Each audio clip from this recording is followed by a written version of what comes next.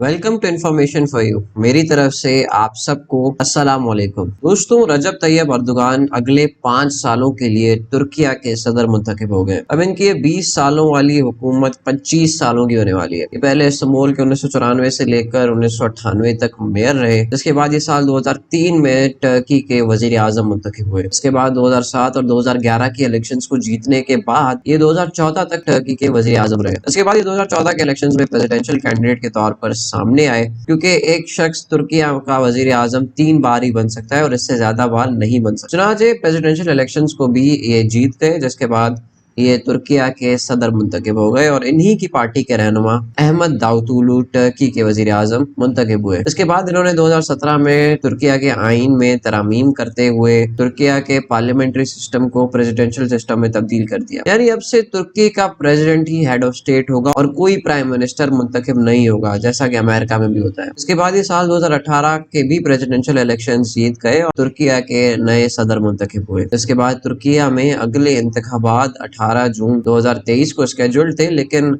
उस वक्त हज की अदायगी और तुर्किया के यूनिवर्सिटी एग्जाम्स होने थे। चुनाचे इलेक्शंस को तकरीबन 1 महीने पीछे करके 14 मई को कराया गया। ये इलेक्शंस गैर नतीजा रहे, क्योंकि रजब तैयब अर्दोगान 50.52% सीट्स, जबकि इनके मुखालिफ कमाल किलिचदारोग्लू 44.88% सीट्स जीत सके। यानी 50% का जो मेजोरिटी मार्क था वो अबूर नहीं किया जा सका। चुनाचे तुर्किया में इन इलेक्शंस का दूसरा राउंड 28 मई को कराया गया, जिसमें अर्दोगान 52.16%, जबकि इनके मुखालिफ कमाल 47.84% वोट्स लेने में कामयाब हुए। जिसके बाद अब अर्दोगान को अगले 5 सालों के लिए तुर्किया का इलेक्टेड प्रेसिडेंट मुंतखब कर दिया गया। आइए आज की इस वीडियो में जानते हैं कि क्यों अर्दोगान की फतह दरअसल पूरी मुस्लिम उम्मा की फतह है। चलिए शुरू करते हैं।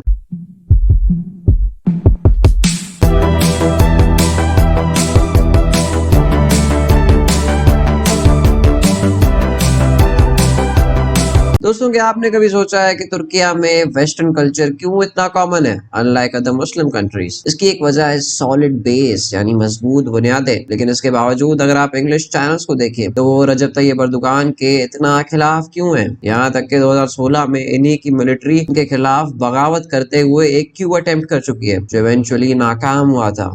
अगर हिस्ट्री में चले जाएं तो हमारी कहानी की शुरुआत होती है वर्ल्ड वॉर 1 के दौरान, जब जर्मनी, ऑस्ट्रो हंगरी, इटली और ऑटोमन एम्पायर वर्ल्ड वॉर 1 हार चुके थे। तब टर्की पर ट्रीटी ऑफ सॉवर्स लागू हुई, जिसके तहत ऑटोमन एम्पायर का इसके सारे स्टेट्स पर से कंट्रोल उठ गया और उस वक्त के टर्की पर ग्रीक फोर्सेस ने कब्जा जमा लिया, जिनको मुस्तफा कमाल पाशा की सिपह सालारी में टर्किश फोर्सेस ने हराया और टर्की को एक इंडिपेंडेंट रिपब्लिकन स्टेट डिक्लेयर कर दिया गया। और मुस्तफा कमाल पाशा ने खुद को टर्की का प्रेसिडेंट मुकर्रर कर दिया। कहने को तो ये तुर्किया के फाउंडर है, लेकिन दरअसल इस शख्स ने टर्की को स्पॉइल करके रख दिया था। इसने सबसे पहले उस वक्त के ऑटोमन खलीफा सुल्तान अब्दुल मजीद II को जलावतन किया और ऑटोमन एम्पायर को खत्म कर दिया, और फिर टर्की को बुरी तरह से इन्फ्लुएंस किया। इसने मदारिस को बंद कराया, टर्की में वेस्टर्न कल्चर को आम कराया, तालीमी निजाम को वेस्टर्नाइज किया और यहाँ तक कि 1928 में इस्लाम को टर्की के स्टेट रिलीजन से भी हटा दिया। यानी हर वो काम किया जिससे टर्की के लोग वेस्टर्न कल्चर अडॉप्ट करें और इस्लाम से दूर हो जाएं। जैसे कि इस शख्स ने हिजाब को बैन कर दिया और मर्द की एक से ज्यादा शादी पर भी पाबंदी लगा दी। इसी वजह से कुछ लोग इस शख्स को यहूदी एजेंट भी कहते हैं, और यही वजह है कि वेस्टर्न मीडिया इनकी और इनकी पार्टी की तारीफों के गुण गाता रहता है। इन्हीं के बरक्स जनाब रजब तैयब अर्दोगान, जिन्होंने तुर्किया को दोबारा से इस्लामाइज करने की कोशिश की है। ये खुद भी एक प्रैक्टिसिंग मुस्लिम है और ये ही है जिन्होंने दोबारा से मदारिस को रीओपन कराया, ज्यादा मसाजिद बनवाई और लोगों को दोबारा इस्लाम की तरफ लाने की कोशिश की। चुनांचे इनकी फतह दरअसल पूरी मुस्लिम उम्मा की फतह है, क्योंकि